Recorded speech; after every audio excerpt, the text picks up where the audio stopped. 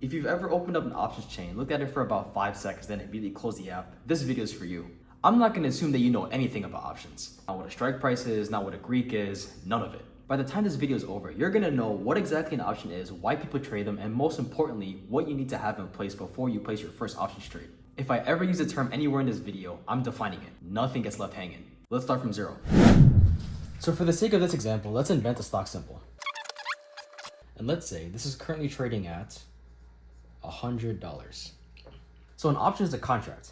And the easiest way to actually understand what it does is to stop thinking about it like it's some complicated Wall Street instrument and start thinking about it like it's insurance. That's genuinely the best analogy for this, and I'm going to use it the entire time I'm teaching you options because it's accurate and it doesn't require a finance degree to get. So I'm going to draw a quick graph representing the stock.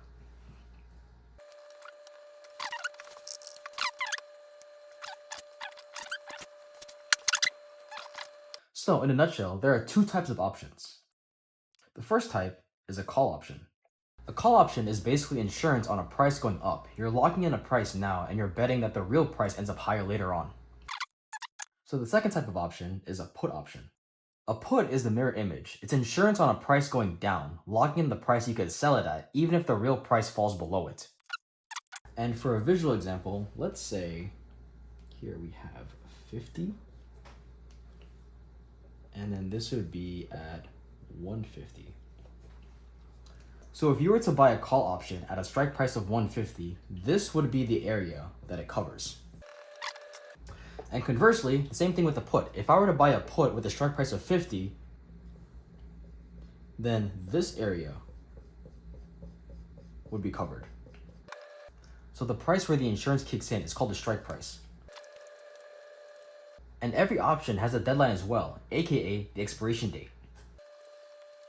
The expiration date is where the contract stops existing. It's the same as any insurance policy running out.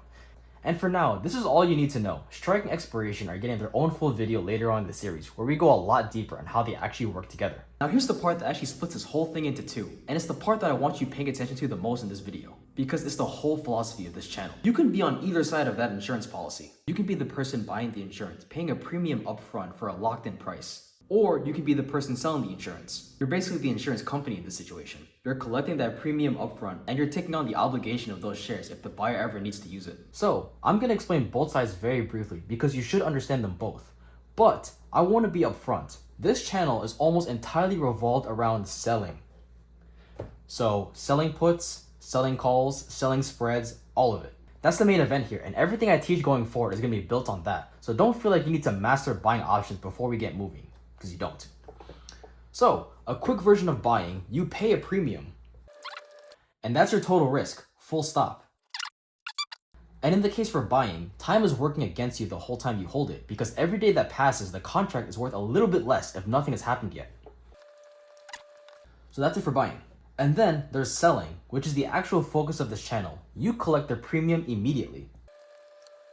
It's yours the second the trade fills. But this time is working for you, not against you. Every day that passes without something dramatic happening, the option loses value for the buyer, which is exactly what you want, because you're the one who sold it. You could think about it like being the insurance company. Most policies never get used, and the insurance company keeps the premium either way. That's the business model, and it's the same math behind selling options. The trade-off is that your risk can be bigger than what a buyer risks. And this right here is exactly why the rest of this video, and honestly, the rest of this channel, is going to spend so much time on managing that risk properly. Now before we go any further, and I mean before you even think about placing your first trade, a few things need to be true. So first, what you need is an emergency fund. This account should be sitting somewhere completely separate from your trading account. So this money should be sitting in a high yield savings account. It should not be sitting in a traditional savings account. And the reason for this is the interest you receive every single month from your high yield savings account is much higher than traditional savings. High yield savings account can range from somewhere between 3 to 5%. So you're gaining this return on every single month you have cash stored in this account. But with traditional savings, interest is a lot lower. I've seen interest rates at traditional savings account as low as 0.01%. And in this account, you should be storing somewhere between 3 to 6 months of living expenses. And again, this money isn't being touched based on the performance of your trading account. If you mix the money with your trading money, you will make worse decisions under pressure. So it's very important that these two do not mix. Second, you should pick the right account type on purpose. So there are 3 different types of accounts. The first one is a cash account. This is the most restrictive. In this case, full cash is required to secure anything that you sell, and there's no margin. The second type of account is a margin account, and this gives you more buying power and more risk. And the last type of account is an IRA. So an IRA sits between these two with its own tax treatment. So this type of account is tax advantaged. And it gets its own type of tax treatment relative to these two.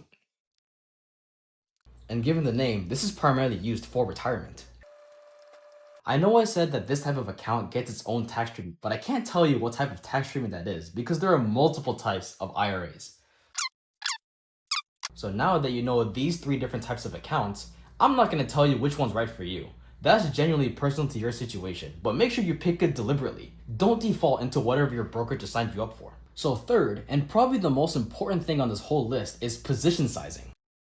So let's say this bar right here is your account.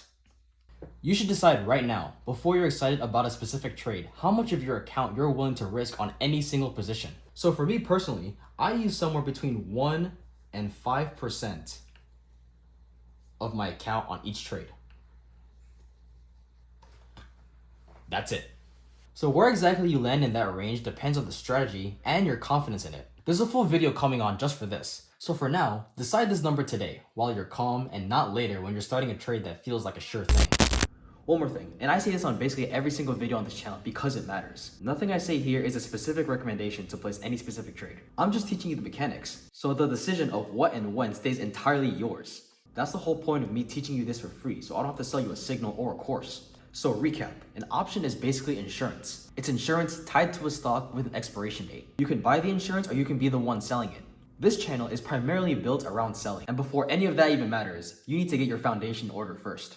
Next video, we're going deep into the Greeks, delta, theta, vega, gamma, and beta weighted delta too, because that matters more than people realize. See you there.